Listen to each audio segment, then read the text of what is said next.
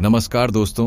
चेन्नई की वह उमस भरी शाम, समुद्र से उठती नमकीन हवाएं और फ्लडलाइट्स की चकाचौंध में नहाया हुआ ऐतिहासिक ए चिदंबरम स्टेडियम। आज का दृश्य किसी साधारण मुकाबले का नहीं बल्कि क्रिकेट के महायुद्ध का था।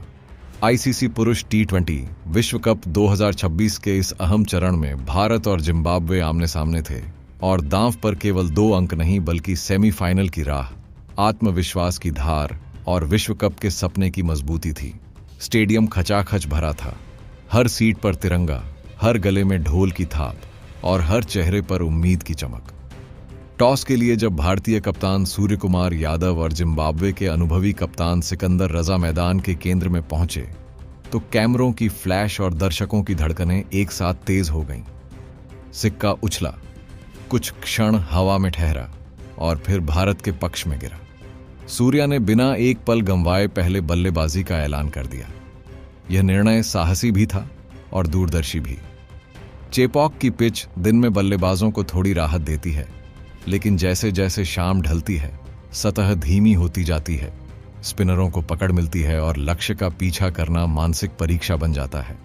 भारतीय पारी की शुरुआत युवा विस्फोटक बल्लेबाज अभिषेक शर्मा और बाएं हाथ के स्टाइलिश विकेटकीपर ईशान किशन ने की। जिम्बाब्वे की ओर से नई गेंद लेकर आए रिचर्ड नगारवा। पहली गेंद पर हल्का सा डिफेंस, दूसरी गेंद कवर ड्राइव। अभिषेक ने ऐसा शॉट खेला कि गेंद घास को चीरती हुई बाउंड्री लाइन से जा टकराई। दर्शक झूम उठे।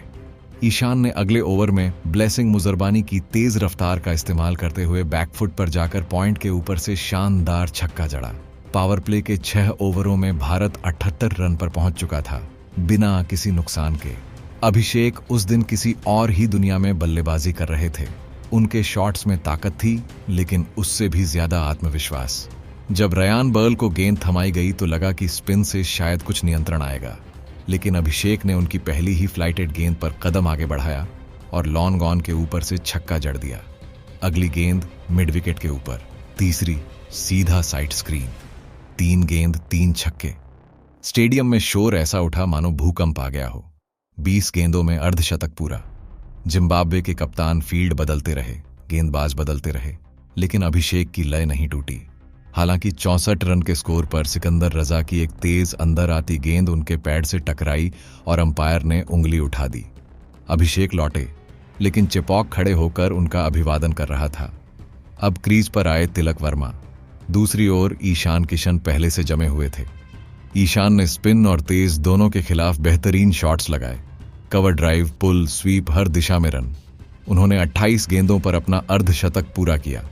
तिलक ने शुरुआत में संयम दिखाया, स्ट्राइक रोटेट की और फिर अचानक गियर बदल दिया। सिकंदर रजा जब दोबारा गेंदबाजी के लिए आए तो तिलक ने उन्हें निशाना बनाया। फ्लाइटेड गेंद आगे बढ़कर छक्का, शॉर्ट लेंथ बैकफुट पर कट।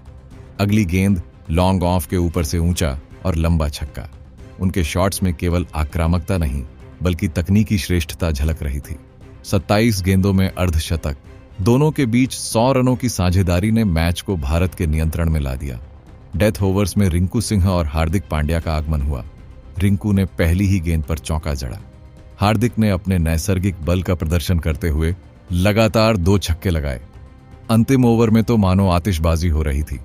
गेंद स्टैंड्स में, दर्शक झूमते हुए और स्कोरबोर्ड तेजी से 240 के करीब पहुंचता हुआ। 20 ओवर समाप्त, भारत 4 विकेट पर 228 रन। चेपॉक के इतिहास में विश्व कप का सबसे बड़ा स्कोर। लक्ष्य का पीछा करने उतरी जिम्बाब्वे की टीम ने भी हार नहीं मानी।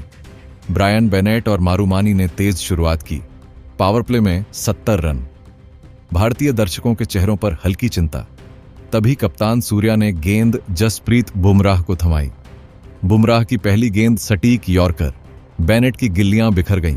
अगली ही ओवर में स्लोअर वन पर सिकंदर रजा कैच आउट, फिर इनस्विंगर पर बर्ल बोल्ड। बुमराह की गेंदबाजी में लय, गति और चतुराई का अनोखा मिश्रण था। उनका spell 4 over 11 run 5 wicket. Chepauk गूंज उठा, बुमराह बुमराह। जिम्बाब्वे की पूरी टीम 160 रन पर सिमट गई। भारत ने 78 रनों से जीत दर्ज की। खिलाड़ी एक दूसरे को गले लगा रहे थे। ड्रेसिंग रूम में तालियां, मैदान में तिरंगे और आसमान में आतिशबाजी। यह केवल एक जीत नहीं थी, यह घोषणा थी भारत तैयार है। अभिषेक की आंधी, ईशान तिलक की साझेदारी, हार्दिक रिंकू का फिनिश और बुमराह का ऐतिहासिक पंजा, इस मैच ने विश्व कप अभियान को नई ऊर्जा दी। दोस्तों, क्या यह वही लय है जो भारत को ट्रॉफी तक ले जाएगी? क्या यह टीम इतिहास रचने को तैयार है? आपकी राय क्या कहती है? कमेंट करके जरूर बताना। धन्यवाद।